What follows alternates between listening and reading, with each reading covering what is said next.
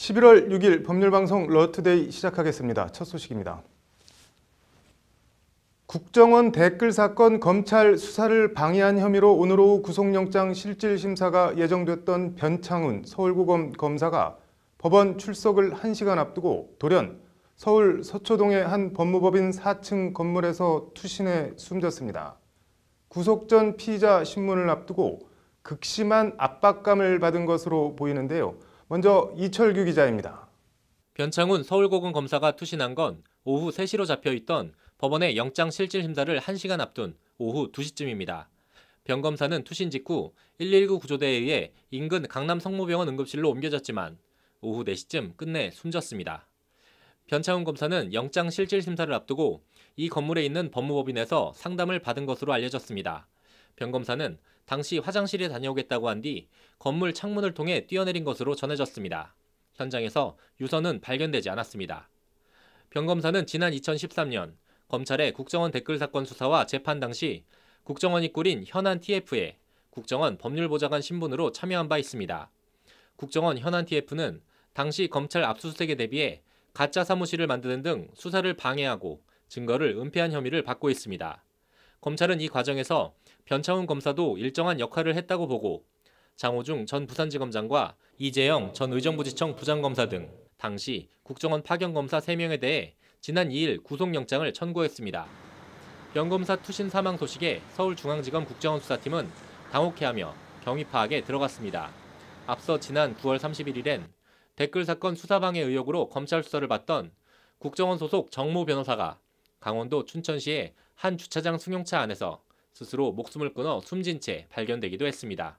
법률방송 이철규입니다. 투신한 변창훈 검사와 함께 구속영장이 청구된 장호중 전 부산지검장과 이재영 전 부장검사에 대한 영장 실질심사는 예정대로 오늘 오전 열렸습니다. 이들이 어떤 혐의를 받고 있기에 현직 검사가 투신이라는 극단적인 선택까지 했는지 이 소식은 김효정 기자가 전해드립니다. 수십 년간 누군가를 처벌하고 단죄하기 위해 법원을 찾았을 이재영 전 부장검사가 오늘은 영장 실질심사를 받기 위한 피의자 신분으로 법원에 나왔습니다. 이 부장검사는 미소까지 머금은 여유 있는 표정으로 취재진의 질문에 짧게 답하고 곧장 법정으로 향했습니다. 신문 성실히 맡겠습니다.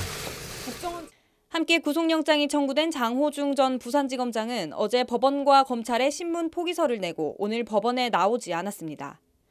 장 전 지검장 등은 지난 2013년 검찰의 국정원 댓글 사건 수사 당시 국정원 파견검사 신분으로 증거를 인멸하거나 국정원 직원들에게 위증을 시킨 혐의 등을 받고 있습니다. 이들은 검찰 압수수색에 대비해 가짜 국정원 심리전단 사무실을 만들고 서류 등을 위조한 것으로 검찰 수사 결과 밝혀졌습니다. 이 전 부장검사는 특히 원세훈 전 국정원장 재판과 관련해 국정원 핵심 증인인 박모 씨를 무려 2달 동안 러시아 출장의 형식으로 빼돌리기까지 한 것으로 드러났습니다. 이와 관련 박 씨를 출장 보낸 국정원 심리전단 간부는 검찰 조사에서 이 부장검사가 닥달해 출장 명령서에 사인했다고 진술한 것으로 전해졌습니다. 결국 박 씨는 2014년 4월과 6월 2차례 열린 원정원장 재판에 직무상 출장을 이유로 출석하지 않았습니다. 박 씨는 검찰 조사에서 해당 출장이 가도 그만, 안 가도 그만인 출장이었다고 진술한 것으로 알려졌습니다. 장 전 지검장과 이 전 부장검사의 구속 여부는 오늘 밤 늦게나 내일 새벽 결정될 것으로 보입니다. 현직 검사의 투신 자살이라는 극단적 사태까지 초래한 국정원 댓글 사건 수사방해 검사들에 대한 구속영장 청구. 검찰이 어떻게 보면 같은 식구인 검사장급과 부장검사 등 검사 3명에 대해 단일 사건으로 구속영장을 한꺼번에 청구한 건 극히 이례적입니다. 법원 판단이 주목됩니다. 법률방송 김효정입니다. 김재철 전 MBC 사장이 국정원 방송 장악 관련 오늘 검찰의 피의자 신분으로 소환됐습니다. 김 전 사장은 제 목숨을 걸고라는 표현까지 써가며 자신이 받고 있는 혐의를 부인했습니다. 검찰 청사에 나온 MBC 노조원들은 김재철을 구속하라고 목소리를 높였습니다. 석대성 기자입니다. 피의자 신분으로 검찰에 불려나온 김재철 전 MBC 사장을 가장 먼저 맞은 건 옛 부하 직원들이었던 MBC 노조원들이었습니다.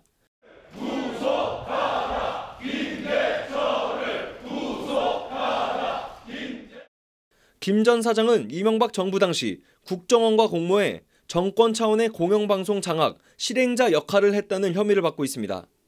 김 전 사장은 그러나 국정원 MBC 정성화 문건은 듣도 보도 못했다며 혐의를 부인했습니다. 제가 어떻게 그 국정원 사람들을 만나서 국정원 담당자를 MBC 사장님 여기 우리 MBC 분들 와 있지만 왜 제가 만나겠습니까? 보통 피의자들이 성실하게 조사받겠습니다 라는 짧은 말만 하고 검찰 청사로 들어가는 데 비해 김 전 사장은 7분가량 기자들의 질문에 적극적으로 답했습니다. 청와대에 들어가 조인트를 까이고 정권 비판적인 기자, PD들을 쫓아낸 거 아니냐는 질문엔 제 목숨을 걸고 라는 표현까지 쓰면서 극력 부인했습니다. 제 목숨을 걸고 사냥터 MBC 문화방송이 언론 장악이 될 수도 없고 장악이 될 수 없는 사람이다. 누가 MBC 기자나 PD를 조인트를 까겠습니까? 그러면 김재철 전 사장에게 적용된 혐의는 일단 업무방해입니다. 검찰은 압수수색한 자료와 김 전 사장에 대한 오늘 조사 결과 등을 바탕으로 김 전 사장에 대한 영장 청구 여부 등을 결정할 방침입니다. 법률방송 석대성입니다.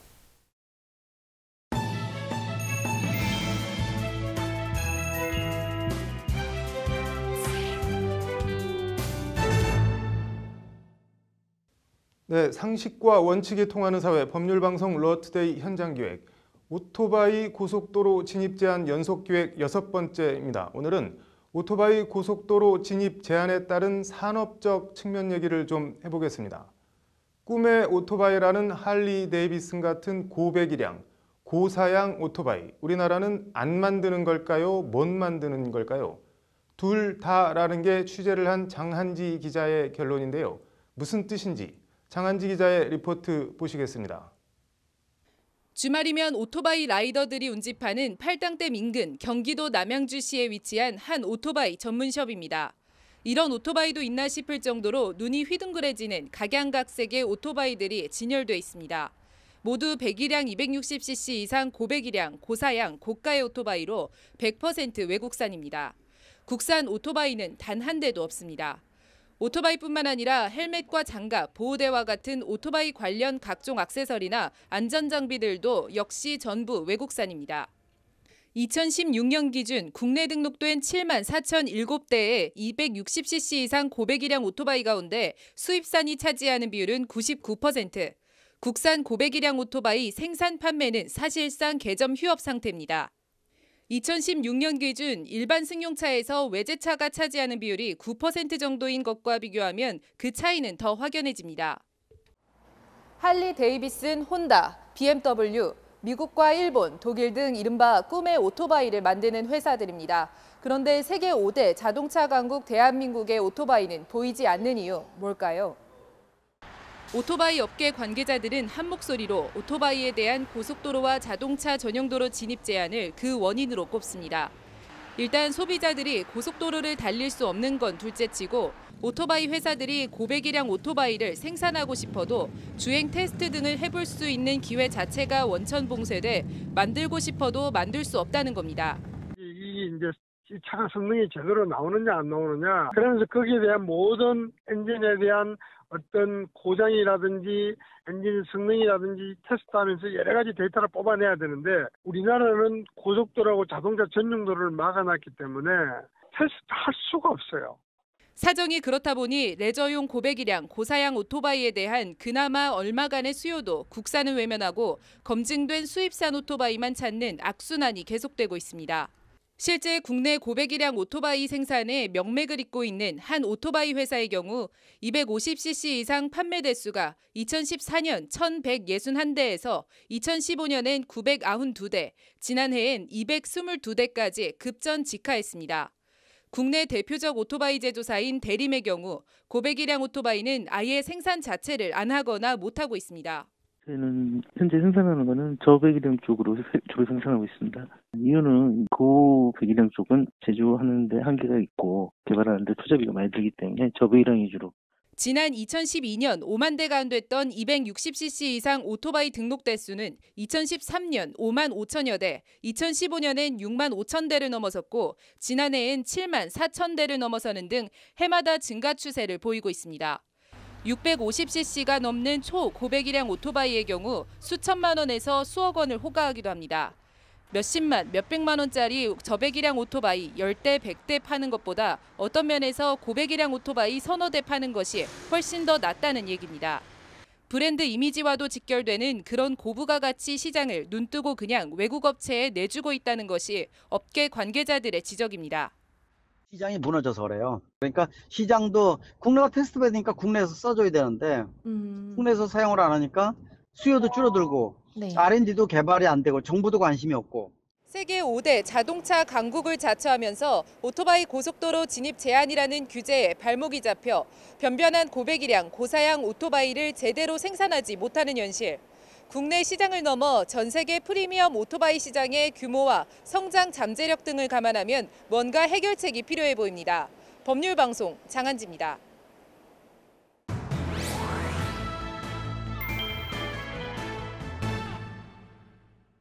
네, 일본군 위안부는 자발적 매춘이라는 제국의 위안부 저자 박유아 교수와 아나운서 하려면 다 줘야 한다고 했던 강용석 전 의원의 발언. 남승환 변호사의 이런 법 저런 판례. 오늘은 명예훼손과 모욕 얘기해 보겠습니다.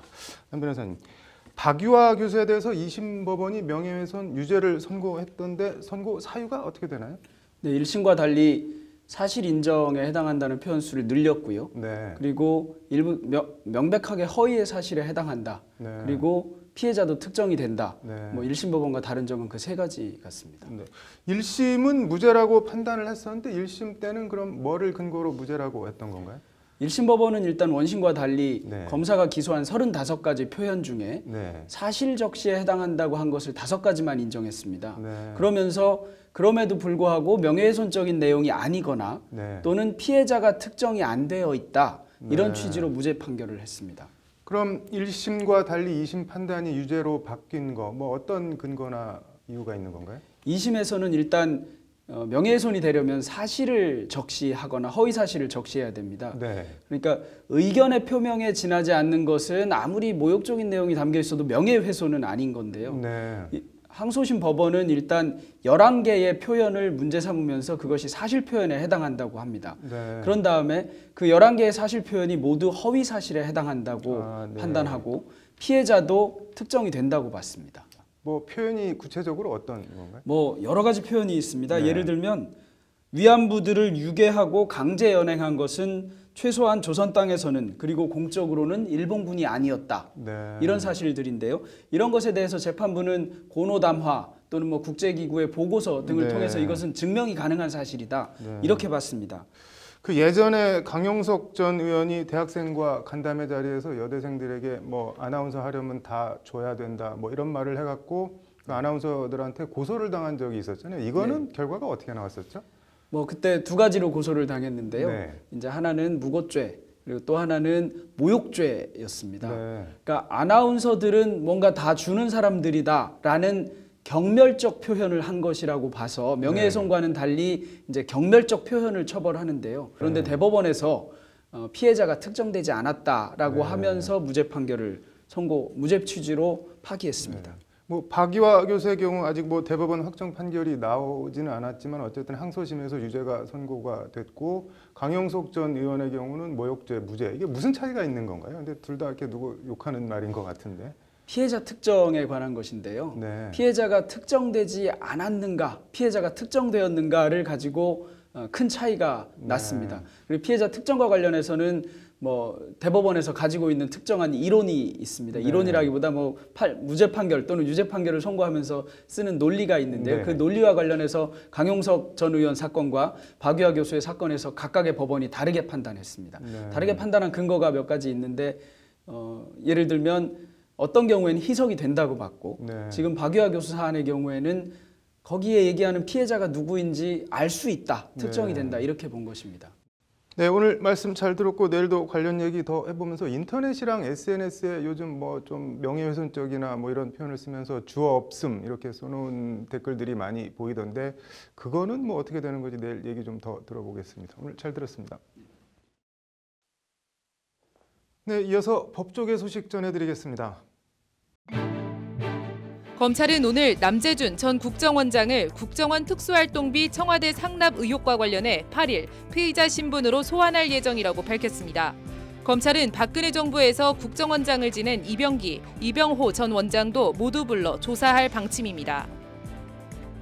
정세균 국회의장은 오늘 서울 프레스센터에서 열린 관훈클럽 초청 토론회에서 이번이야말로 민주적 개헌의 적기라며 내년 3월 국회 개헌안 발의 후 5월 국회 표결, 6월 지방선거 국민투표 일정을 제시했습니다.